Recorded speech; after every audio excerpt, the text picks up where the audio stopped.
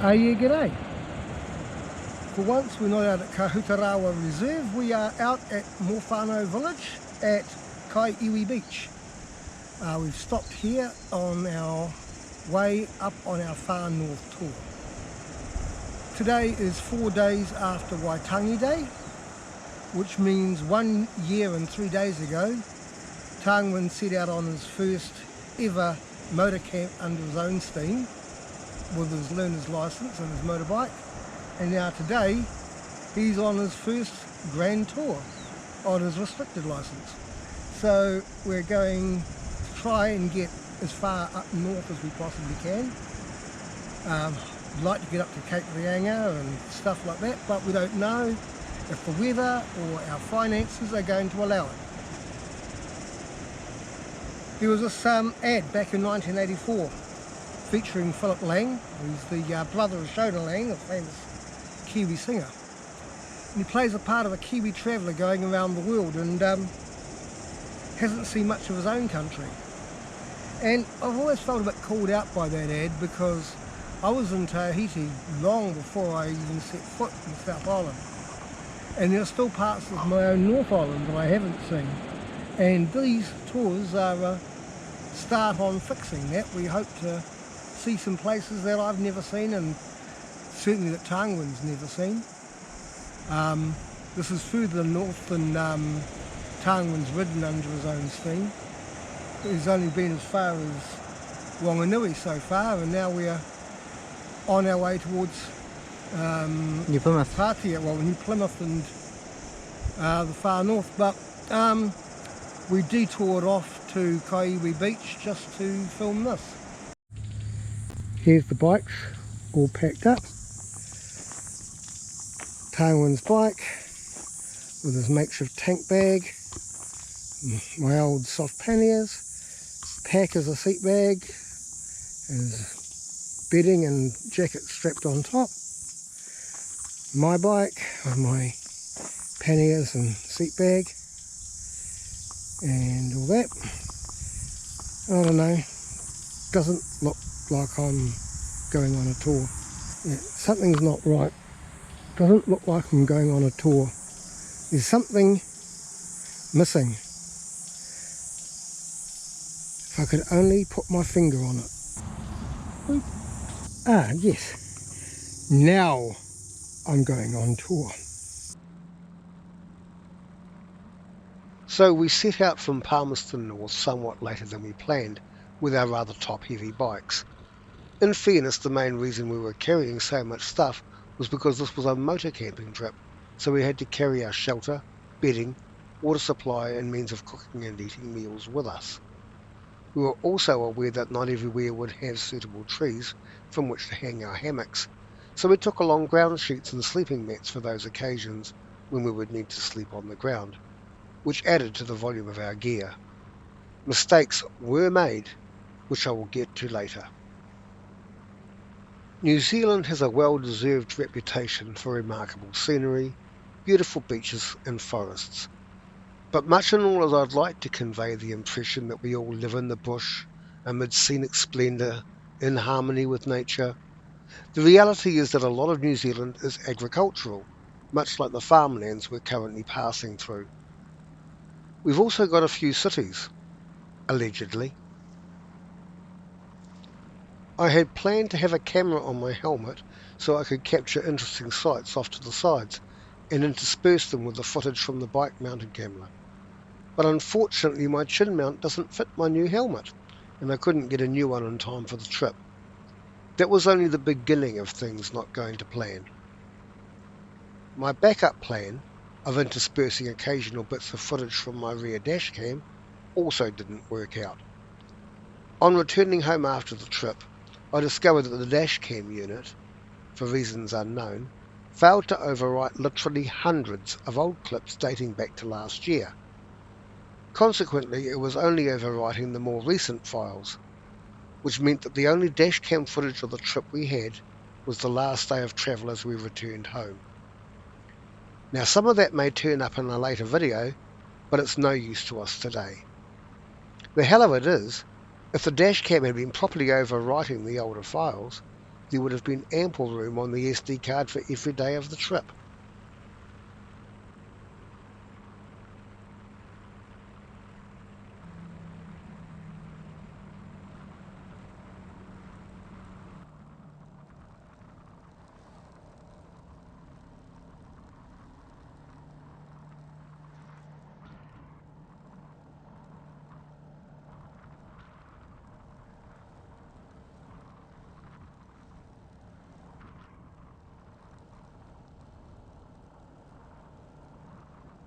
This is the village of Sanson. Here, State Highway 3 joins with State Highway 1 coming up from Wellington. So for a while we can ride on two state highways for the price of one.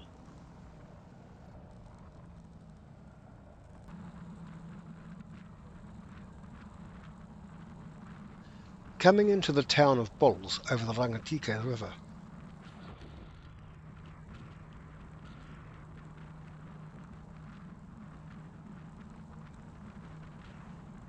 Despite being named after James Bull, who owned the first general store here, rather than anything to do with large bovines of a masculine persuasion, Bulls is a town infamous for its abundance of dad joke level bull related puns, such as the sign advertising a festival. Did I mention they were dad joke level? At the entrance to the town. There used to be signs at the entrances to the town saying, "Herd of bulls? A town like no other," which seem to have gone now. But many of the local businesses still have signage with bull-related puns, such as the mobile service station having Mo Bull, the police station having Constable, and so forth. It recently gained a number of statues of bulls that are scattered about the town. Here in Bulls, State Highway 1 splits off again to head up through Hunterville, Taihape, Waiouru, and so forth on up towards Auckland and further north, but we'll be staying on State Highway 3.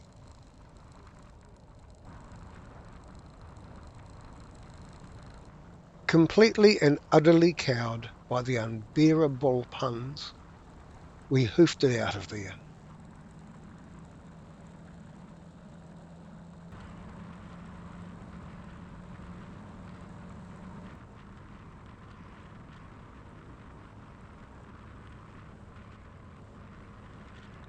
The road from Bulls to Whanganui is an absolute joy to ride on a sunny day. Tarwin and I frequently ride from Palmerston North to Whanganui and back to visit a friend and have an enjoyable day trip on the bike.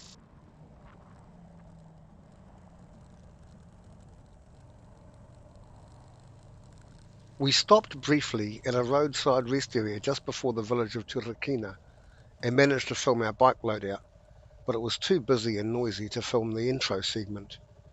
Unfortunately, I forgot to turn the camera back on again until after we had passed through the picturesque village of Turakina.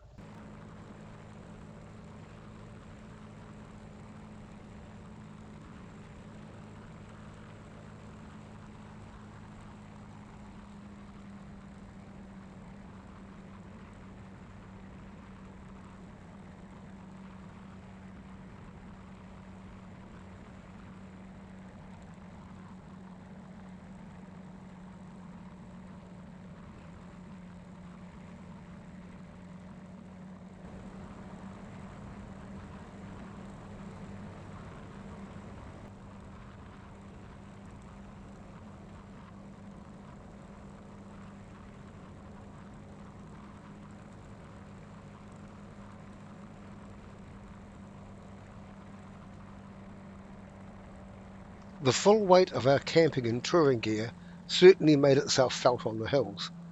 The bikes didn't climb quite so nimbly as they usually do.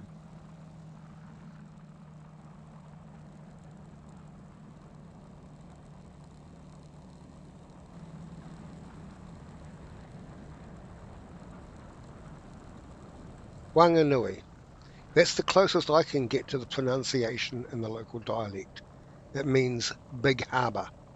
The WH is pronounced differently by different iwi around the country, which is why we say Whangarei but Wanganui, even though the spelling of both reflects the standardised written form of Te Reo Māori. You'll occasionally hear the name of the town pronounced as Whanganui, like I did earlier in the video, and you can bet that the person saying it is of European descent.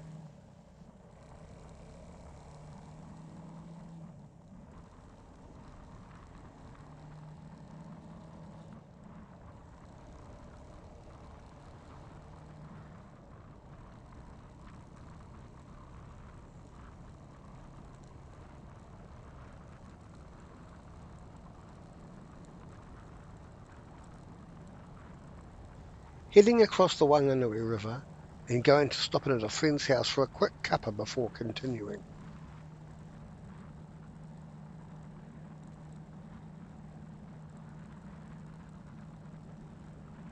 That didn't take long, did it? Rejoining us in time to take the turn off towards New Plymouth.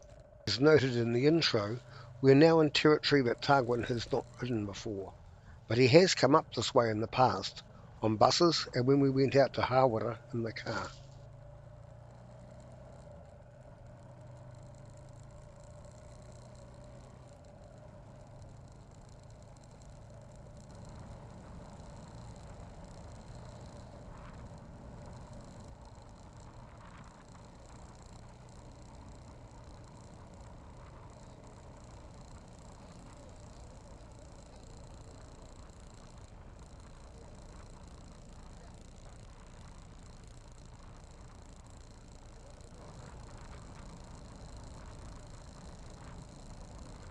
Off to the right, you can see the Virginia Lake Reserve. I've never been in there and would have liked to stop and have a look around, but we had started out late and already wasted quite a bit of time trying and failing to film the intro segment.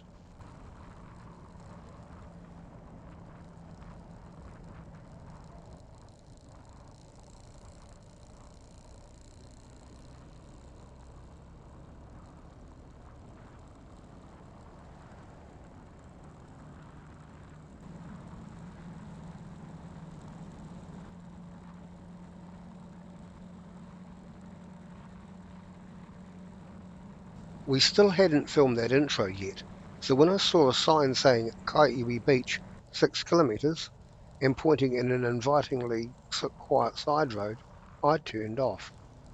Neither Tangwin nor I have ever been to Kaiiwi Beach in our lives, so we're already getting into that explore parts of the country we haven't seen mentality.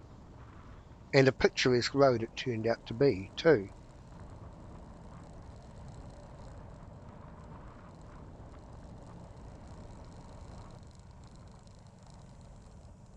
We didn't know the road, and I'm quite familiar with the hazardous nature of blind corners in rural areas, so we took it slow.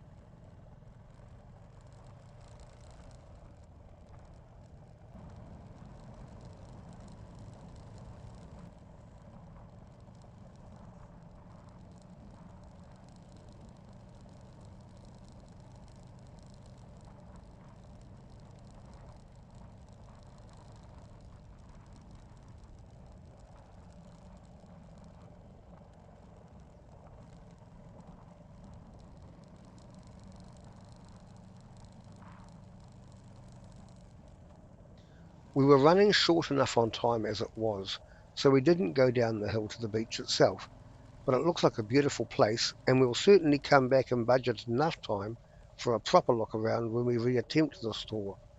Oops, perhaps I should have said spoiler alert.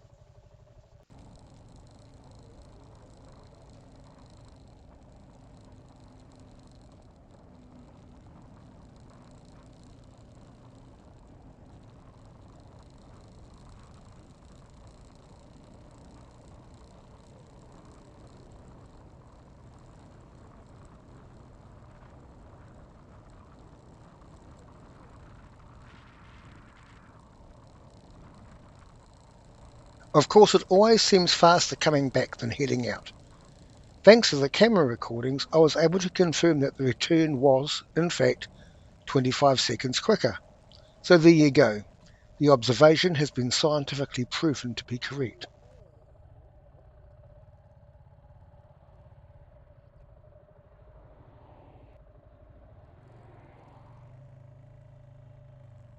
And now we're back on State Highway 3, heading vaguely northish towards the village of Kaiiwi.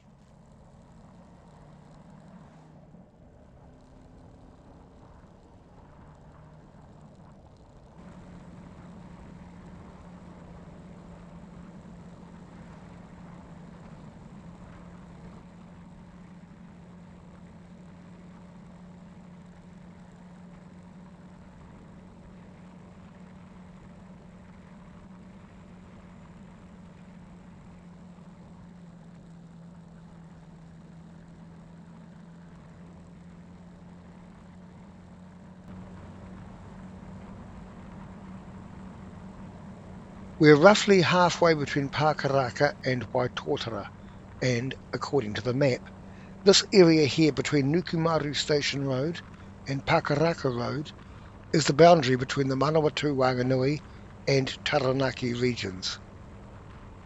So now we've arrived in the Ngāki. We're now arriving in the South Taranaki town of Waverley.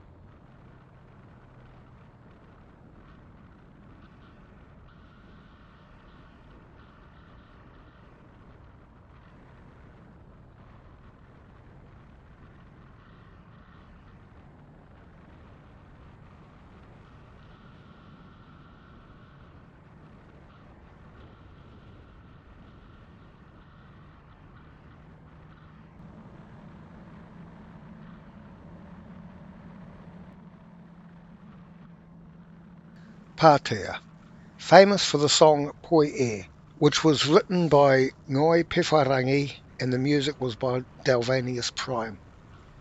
It was performed by the Pātea Māori Club in 1983. In 1984, it topped the New Zealand charts for 4 weeks and was the biggest seller in New Zealand for the entire year, outselling even international recording artists.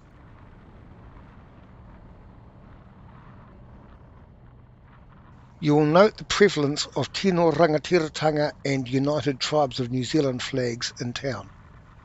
The flag of the United Tribes of New Zealand, Te Kara, the colour, is New Zealand's first official flag. It was adopted by a confederation of Māori tribes and recognised by King William IV as an official flag of New Zealand in 1836. It has never been decommissioned by the Crown. Tino Rangatiratanga literally means highest chieftainship and has the connotation of absolute sovereignty or self-determination, such as was promised in the Māori translation of Te Tiriti or Waitangi. This is a newer flag, first revealed on Waitangi Day, 6th of February 1990, but it has gained a lot of popularity since. Both of these flags are common sights around New Zealand.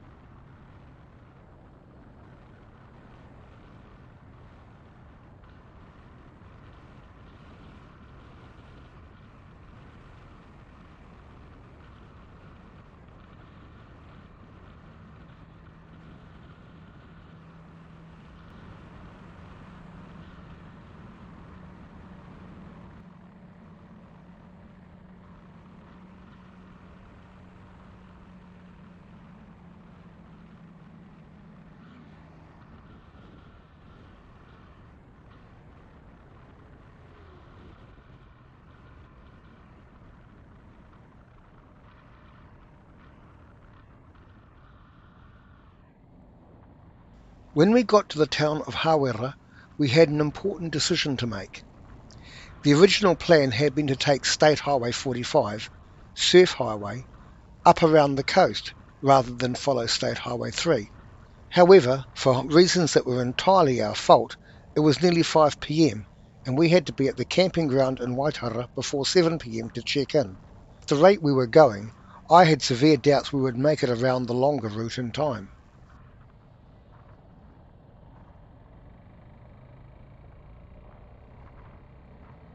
After careful consideration, we decided to play it safe and take the shorter route up through State Highway 3.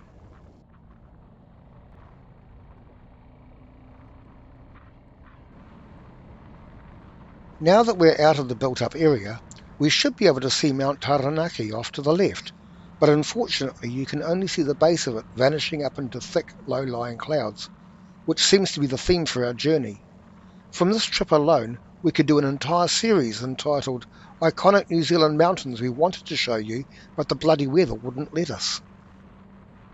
Taranaki Maunga, or, and I hope I'm not butchering the pronunciation, Taranaki Moonga, in the dialect of some of the local iwi. It was named Mount Egmont by Captain James Cook in 1770, after John Percival, the second Earl of Egmont, who was a supporter of Cook's voyage. So even back then, people were pandering to their financial backers. Apparently, it was only officially renamed Taranaki Maunga in 2025, but most people I know have been calling it Mount Taranaki rather than Mount Egmont for years now. Because who really gives a rat's ass about some 18th century earl? At least he died with the knowledge that his money bought him some fame. I'm fairly certain that Hawera is the furthest I've come through here under my own steam. The only other time I've come through here was on a bus to Hamilton.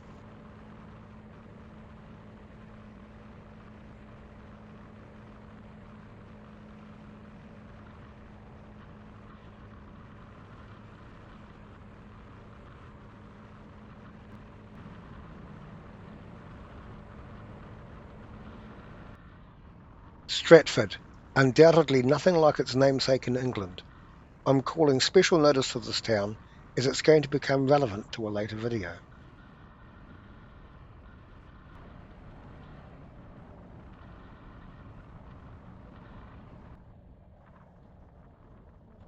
Here in Stratford is the southwestern end of what is romantically known as the Forgotten World Highway, and rather unromantically known as State Highway 43, that winds its way between Stratford and Taumarunui via Whangamomana. It's a road I've been wanting to ride for years. Every time I'm heading north on State Highway 4 through Taumarunui and reach the sign that points left to the Forgotten World Highway and right towards Hamilton, it's an absolute wrench having to turn right, away from the call to adventure, and continue along State Highway 4.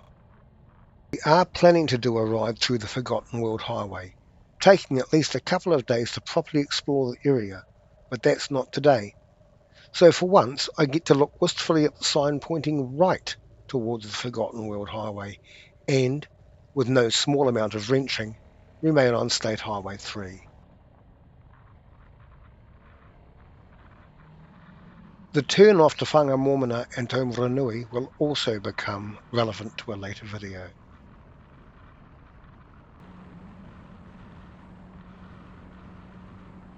Wire barriers, apparently designed to slow a car to a stop and protect the occupants rather than them coming to an abrupt, catastrophic halt. They also seem to be designed to slice motorcyclists into segments and have therefore gained the nickname of cheese cutter barriers.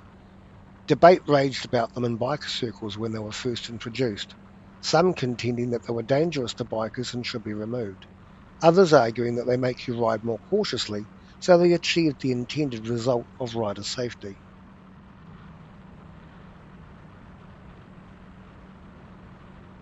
Arriving in Inglewood in the New Plymouth district, we stopped here so that I could check the map and confirm my planned route. At Inglewood, the road forks. State Highway 3 veers off to the left and takes you to New Plymouth itself, while State Highway 3A splits off to the right and takes you to a spot on State Highway 3 a little to the east of New Plymouth. Our intended destination is Waitara, and I checked to confirm that State Highway 3A was the quicker route.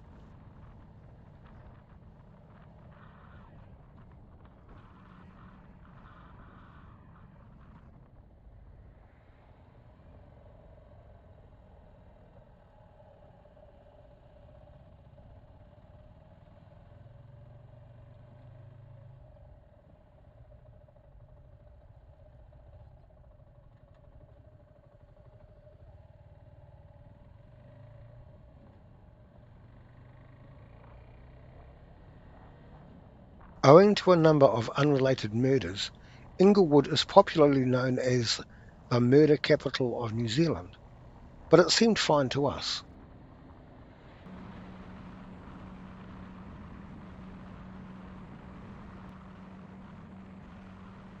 Last leg of the day's travel, only 20 kilometres from Inglewood to Waitara, and I was a lot more confident we'd check in before the 7 p.m. deadline.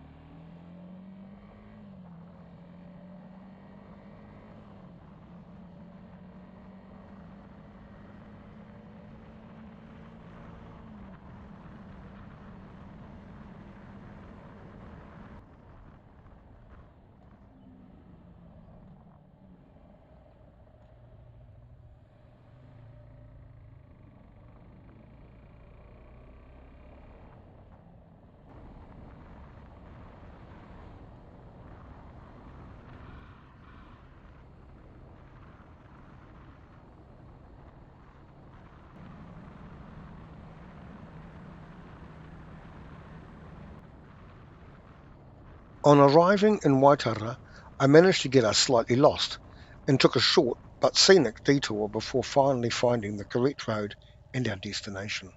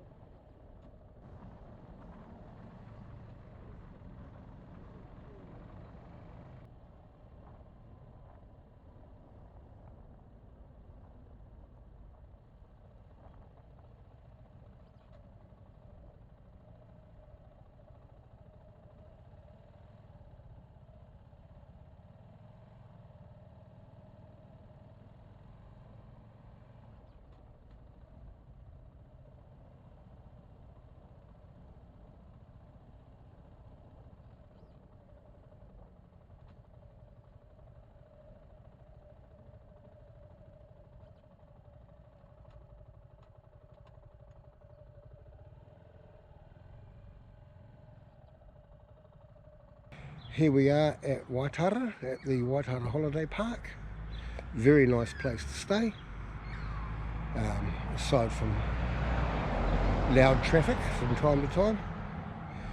The person who runs the place, Dee, is absolutely excellent, very, very nice, friendly host, and signing in was as simple as. We arrived here yesterday about 6 o'clock at night, and got